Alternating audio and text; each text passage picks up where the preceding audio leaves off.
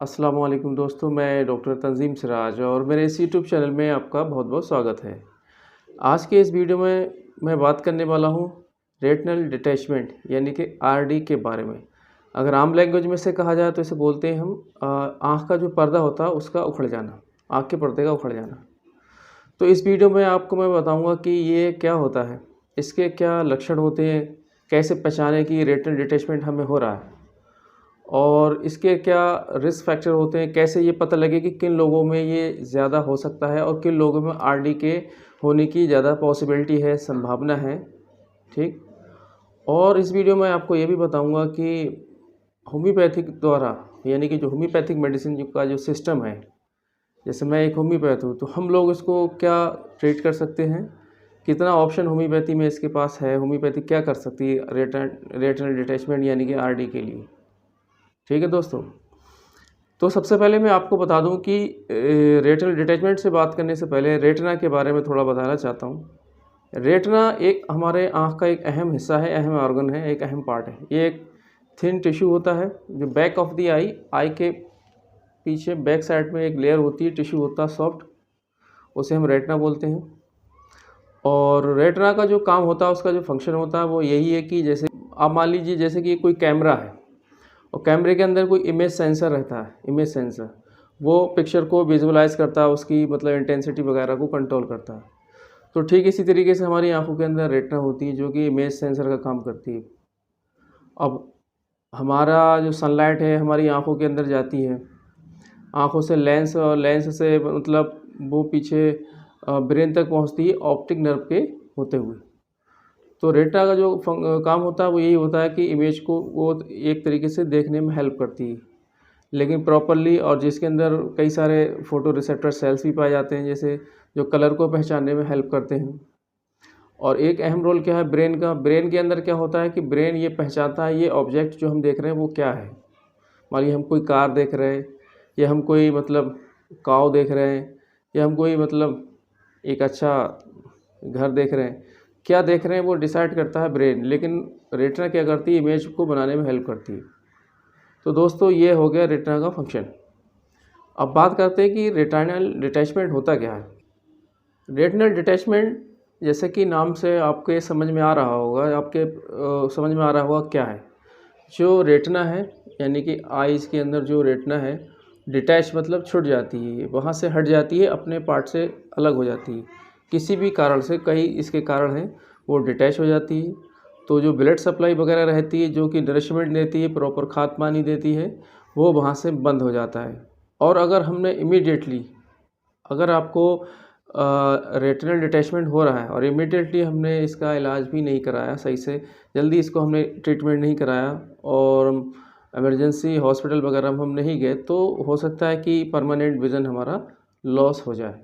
तो दोस्तों अब बात कर लेते हैं कि कैसे पहचानें कि हमको आरडी यानी कि रेटिनल डिटैचमेंट के सिम्टम हैं, या हमारी आइज़ में रेटिनल डिटैचमेंट होने जा रहा है, ये कैसे हमको पता लगेगा, एक आम आदमी कैसे इसको पहचाने। तो एक आम आदमी के लिए ये वैसे तो जनरली ये एक पेनलेस है, मतलब इसमें कोई दर्द वगैरह नहीं होता है रेटिनल डिटैचमेंट के केसेस में।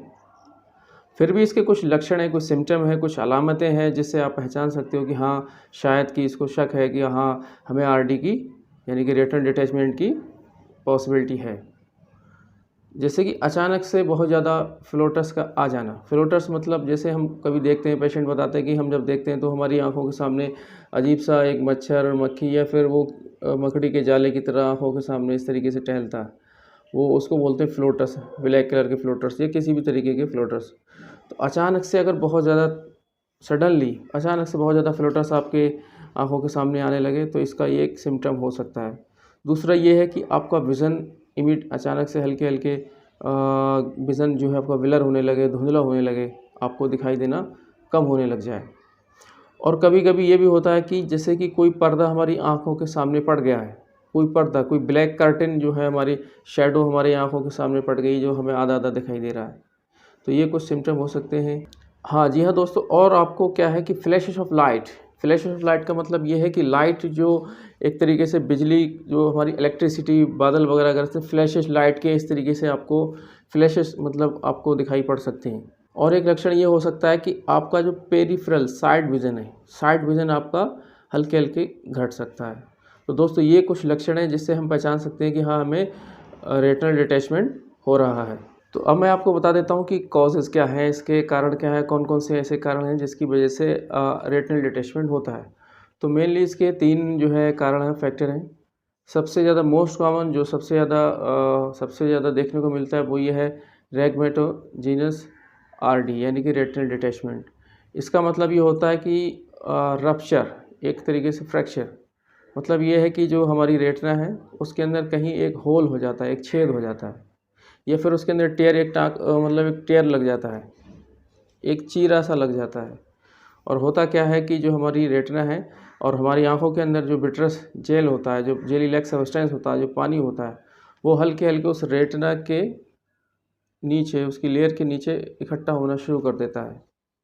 और हल्के हल्के जो टेयर, उसको अगर हम ट्रीट नहीं करते और फ़ौरन उसका इलाज नहीं कराते हैं, तो फिर क्या होता है कि वो हल्के हल्के रेटिना को खींचना शुरू कर देता है।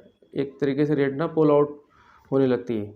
अब वो हिस्सा जो कि रेटिना वहाँ से डिटैच होती है यानी कि हट जाती है, तो वहाँ पर जो ब्लड सप्लाई प्रॉपर होती थी, जो पहले ब्लड जो का फ्लो जो रेगुलर वे में होता था, तो वहाँ से उस एरिया से क्या होता है कि ब्लड की सप्लाई रुक जाती है।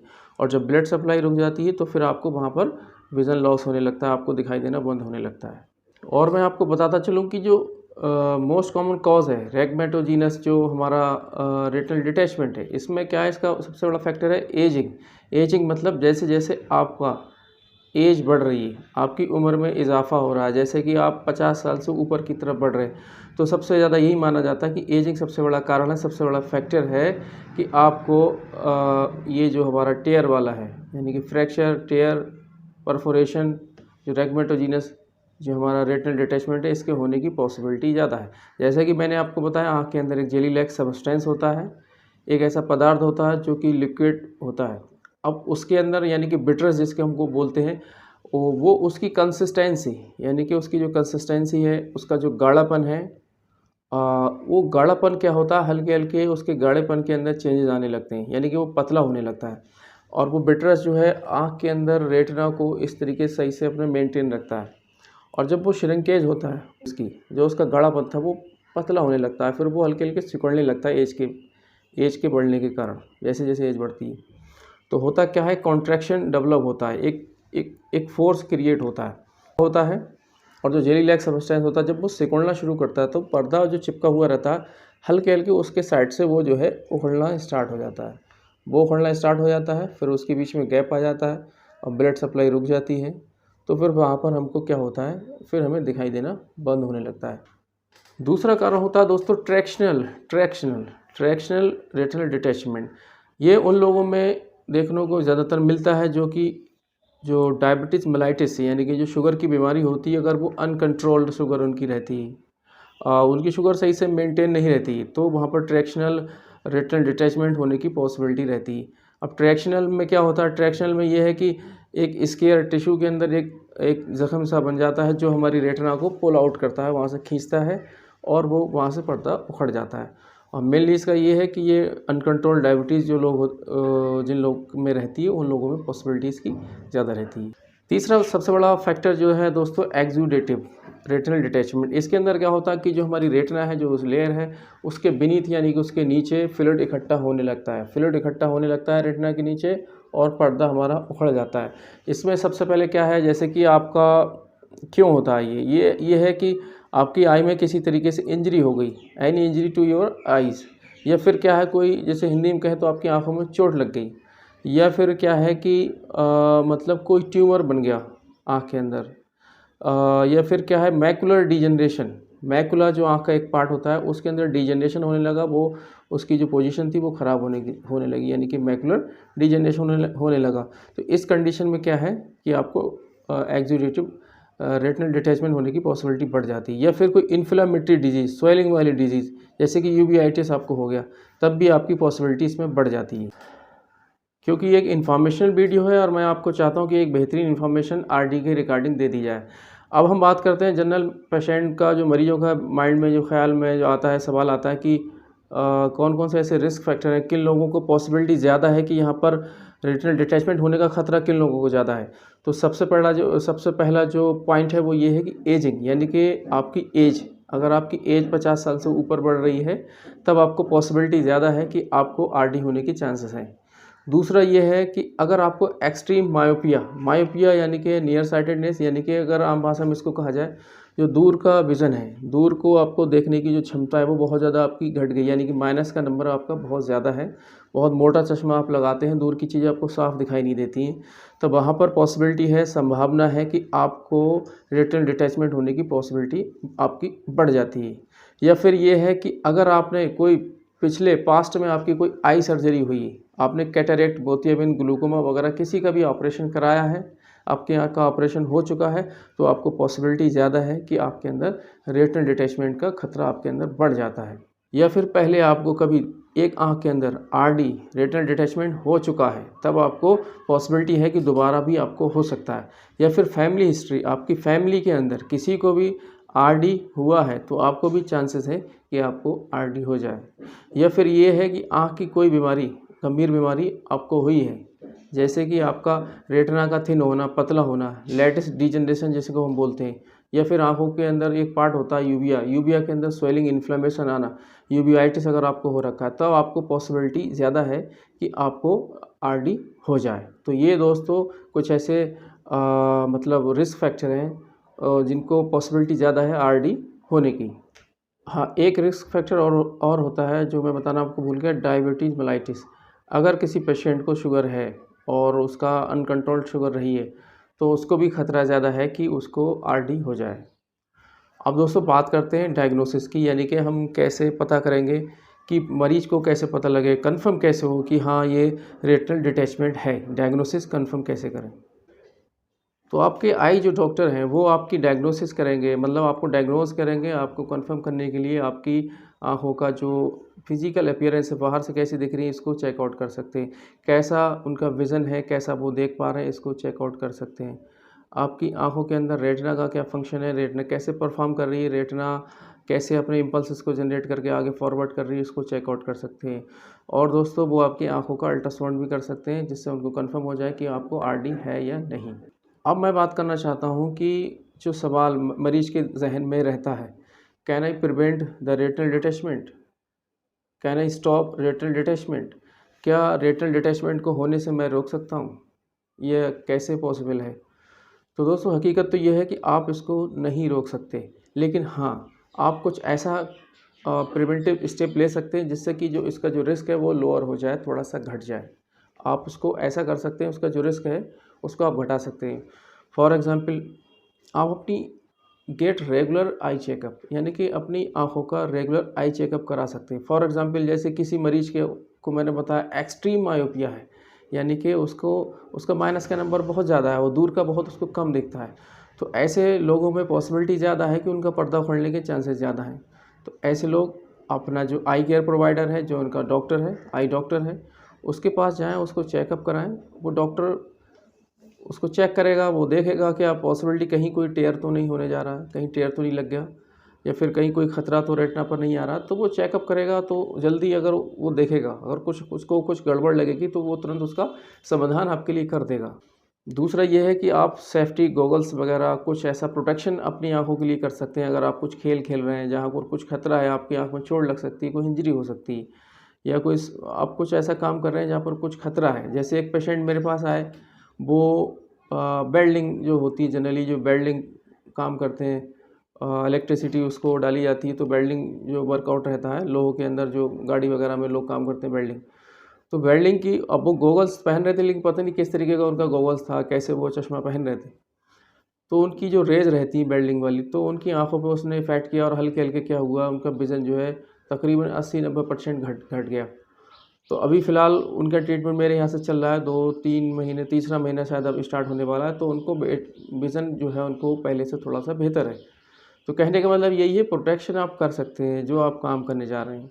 तीसरा ये है कि जल्दी से जल्दी आप ट्रीटमेंट लें। अगर आपको लग रहा है कि कोई आरडी का सिम्टम आपके अंदर आया, तो जल्दी से आप डॉक्टर के पास जाएँ और उसको ट्रीटमेंट स्टार्ट कराएँ। अच्छा, एक सवाल मरीज़ के ज़हन में रहता है कि मैं कितनी जल्दी आई चेकअप कराऊँ? तो देखिए जनरली अगर आपको थोड़ा सा आई की प्रॉब्लम रहती है तो साल में कम से कम एक बार, या आपको ज़्यादा मतलब आई का बीमारी है और ज़्यादा ससेप्टिबिलिटी है आपको, तो 6 महीने एक बार या फिर 3 महीने में एक बार आप अपना रूटीन आई चेकअप करा सकते हैं। एक सवाल पेशेंट के ज़हन में ये भी आ सकता है कि क्या एक बार मुझे आरडी हुआ और वो ठीक हो गया तो दोबारा पॉसिबिलिटी है क्या रेट्रल डिटैचमेंट हो सकता है? तो दोस्तों जी हाँ, आपको दोबारा भी पॉसिबिलिटी है कि आपको रेट्रल डिटैचमेंट हो सकता है। तो मेरी ये सलाह है कि आप बस ये ध्यान दें, अगर अचानक से आपको बहुत ज़्यादा फ्लोटर्स आ रहे हैं और सडनली आँखों की रोशनी आपकी चली गई है, आपको ब्लैक कर्टन सा आपको दिख रहा है, तो आप डिले ना करें। और ये एक पेनलेस कंडीशन होती है, मैंने आपको शुरू में बताया, दर्द का एहसास नहीं होता, लेकिन फिर भी ये एक सीरियस कंडीशन होती है, एक मेडिकल इमरजेंसी होती है। आपको तुरंत जाना चाहिए एक हॉस्पिटल के अंदर जहाँ पर आपका ऑपरेशन या फिर डॉक्टर देख सके उसमें क्या आपको कर सकते हैं वो, तो आपको तुरंत जाना चाहिए।